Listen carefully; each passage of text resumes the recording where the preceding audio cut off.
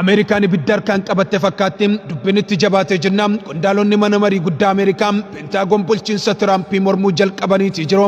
Tarkaanfii waraana Iiraan irratti fudhatame kutaalee ittisa Ameerikaa Department of Defense keessatti mormii guddaa uumeeti jira.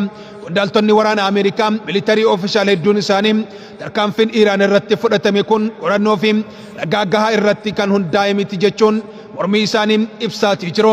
Qondaaltonni olaanoon Pentaagoon keessaa Senior Defense Official akka jedhanitti bulchiinsi Tiraamp ragaa odeeffannoo icciitii intelligensii kallattiidhaan Iiraan irraa Ameerikatti balaan dhufaa jiraachuun odeeffannoo agarsiisoo otoo hin qabaatin callisee gara waraanatti galeeti jira.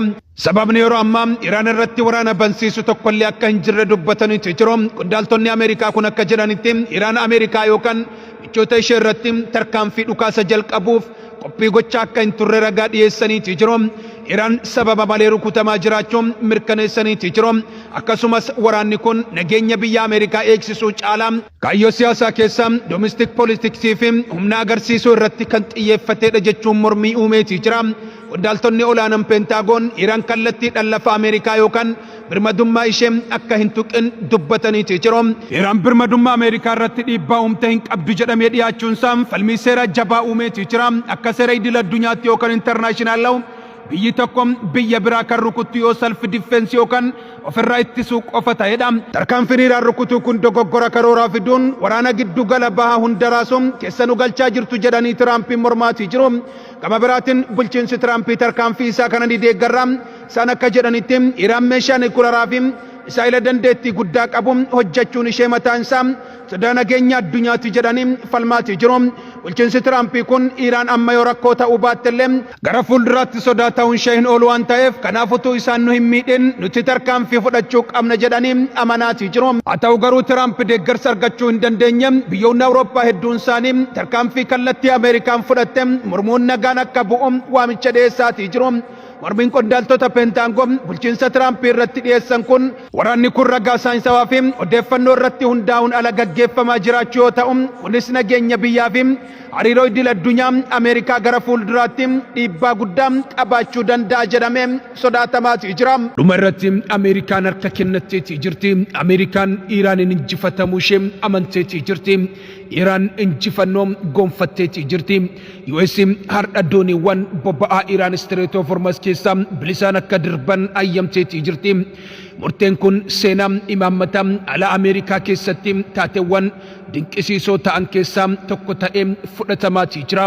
Kanaan dura dhaaduu gurgurtaa bobba'aa Iiraan gara zeerootti ni hir'isna jedhuun of jajuun duraanii har'a karaa ministeera mallaqaa Scott Bessent dhiyeessii addunyaa eeguu fi dooniiwwan Iiraan akka darban ayyamneerra mo'amuu isaanii qaruutummaan amanuun gara beekamtiitti bakka bu'eetii jira. Qoqqobbii Iiraan irratti kaa'ame cimoo hordofee Strait of Hormuz cufamuun isaa gatii bobba'aa gabaa addunyaa irratti samii kan tuqe yoo ta'u Ameerikaan bobba'aa Iiraan irraa akka yaa'u hayyamuun kabaja siyaasa isii aarsaa gochuu fi dinagdee ofii qaala'insa jireenyaa irraa baraaruun filatteetii jirti.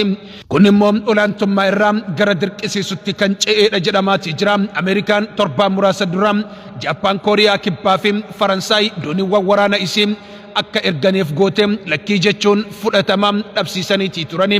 Michoonni idil addunyaa dantaa ji'oopolitikaa Ameerikaatiif jecha Iiraan waliin waraana seenuu akka hin barbaadne agarsiisaniitii jiru. Ameerikaan kophaa ishee Strait of Hormuz banuu akka hin dandeenye erga hubattee booda filannoon isheen qabdu Iiraaniif karaa tolchuu qofa ta'eetii jira. Iiraan ammoo Ameerikaan imaammata qoqqobbii ishiitiif waraana guddaa malee akka harka kennitu dirqisiifteetii jirti. Strait of Hormuz akka kaardii taphaatti fayyadamuun Ameerikaan yookaan bobba'aan haa darbu yookaan rakkoon dinagdee addunyaa itti fufa jechuun Ameerikaan harka kennachiisteetii jirti.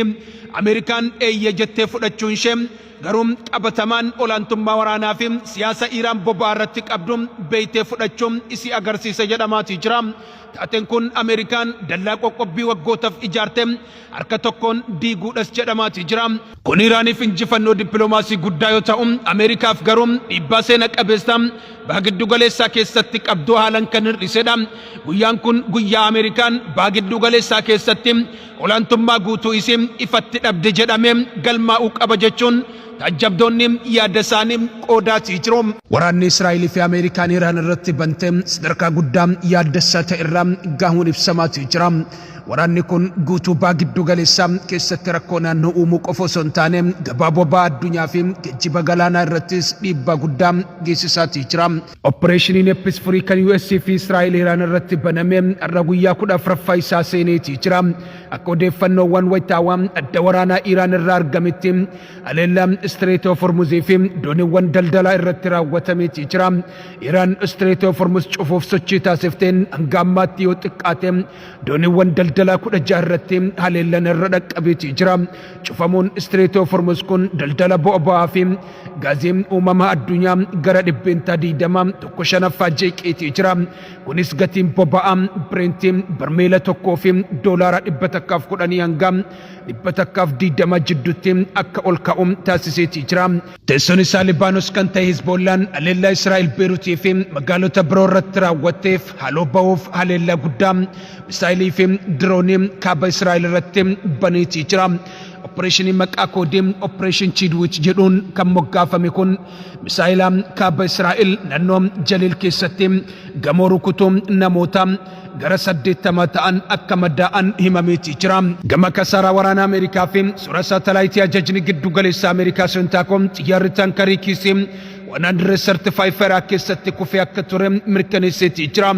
Gama kaaniin suuraan saatalaayitii Iraan irraa argame dhaabbileen waraana Ameerikaa haleellaa misaayilaa Iraan barbadaa'e agarsiise jedhameetii jira. Kunis qeeqni waraanni Ameerikaa saaxilamummaa naannoo saaxile jedhu akka dabalu taasiseetii jira. Gorsaan nageenya biyya keessaa White House Steve Miller Iraan diigamaa jirti kan jedha yoo ta'u, dhugaan jirtu garuu qondaaltonni Iraan guyyaa qursii irratti Teheraan keessatti daandii irratti bahuun humna isaanii agarsiisaatii jiru.